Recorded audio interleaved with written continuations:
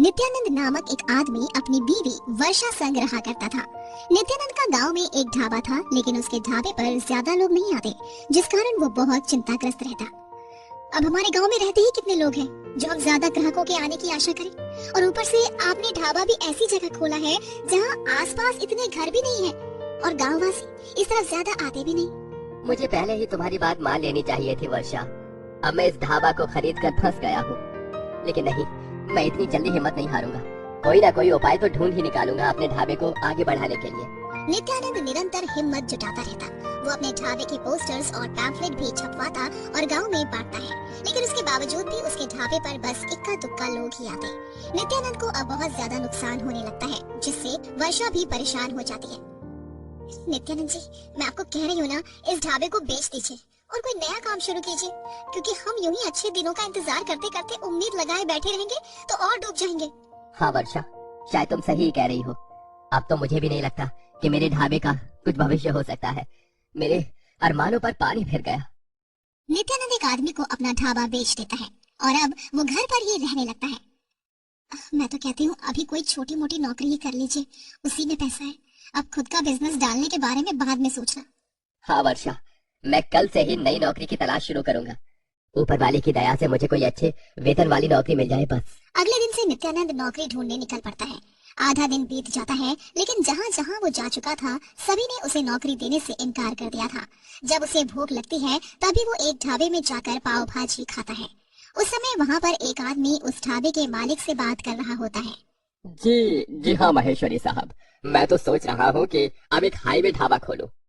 अरे हाँ, ये तो एकदम बेस्ट आइडिया है। हाईवे पर सफर करने वाले लोग रुक कर खाना खाने आएंगे। गांव में तो वैसे भी इतने लोग नहीं है, लेकिन हाईवे पर तो बहुत अच्छे से कमाई होगी।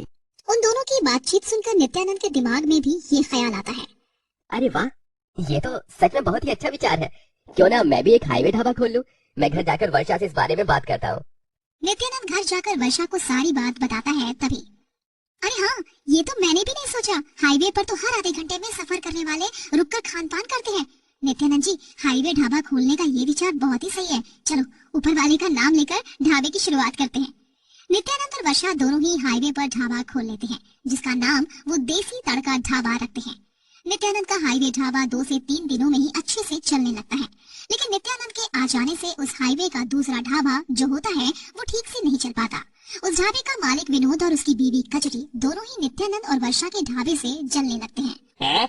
जब तक हम इस हाईवे पर अपना ढाबा चलाते थे तब तक सब खुशहाल मंगल था, लेकिन जब से ये नित्यानंद ढाबे वाला यहाँ आया है हमारी तो खुशियों पर ही ग्रहण लग गया है। और नहीं तो क्या, लेकिन हम भी हार मानने वालों में से नहीं हैं। अगर वो स्वादिष्ट खाना बना सकती है तो हम भी कोई अनाड़ी थोड़ी हैं। हम भी दिखा देंगे उसे कि हम कितने तगड़े खिलाड़ी हैं। हाँ।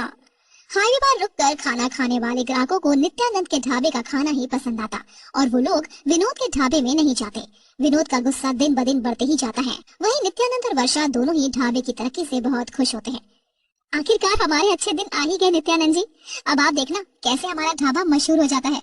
हाँ वर्षा, मुझे भी बहुत खुशी हो रही है। बस सब कुछ यूं ही रहे। ये देखिए, मैं ये नजर बट्टू लाई हूँ। इसे हम हमारे ढाबे के बाहर लगा देते हैं ताकि हमारे प्यारे से हाईवे ढाबा को किसी की नजर ना लगे। हाँ हाँ वर्षा, ये सही रहेगा। अच्छा हुआ जो तुम ये नजर बट्टू ले आई। वर्षा ढाबे के बाहर उस नजर बट्टू को लगा देती है। वहीं विनोद और कजरी ये सब देख रहे होते हैं और उनका पारा और भी हाई होता जाता है। ये दोनों तो हमारे रास्ते का कंकड़ बन चुके हैं। अब हम इन्हें यहाँ से कैसे भगाएं? कजरी, चिंता मत करो विनोद जी, मेरे दिमाग में एक शानदार आइडिया आया है जिससे ये दोनों 100% यहाँ से भाग जाएंगे, और वो भी खुद की मर्जी से। क्या क्या बात कर रही हो? लेकिन ये सब मुमकिन कैसे होगा कजरी?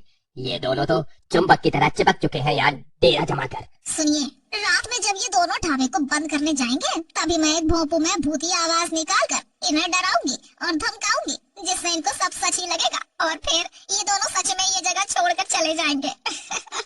अरे वाह कजरी, ये तो बहुत ही सॉलिड आइडिया है। ये तो पक्का काम करेगा। रात में जब नित्यानंद और वर्षा दोनों ही ढाबे को बंद करने जा रहे होते हैं तब अचानक से ढाबे की लाइट्स बंद चालू होने लगती हैं और उन्हें पायल की छन छन आवाज भी सुनाई देती है। दोनों घबरा जाते हैं। ये आवाज कहाँ से आ रही है नित्यानंद जी? और ये लाइट्स, इन्हें क्या हो रहा है?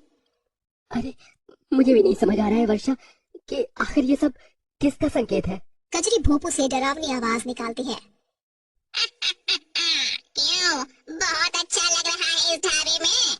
लेकिन तुम लोगों को नहीं पता कि ये हाईवे मेरा है। मैं एक हाईवे वाली चुड़ैल हूँ। नहीं।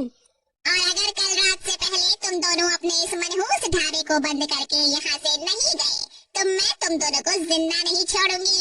समझ गए तुम दोनों मूर्ख कहीं के।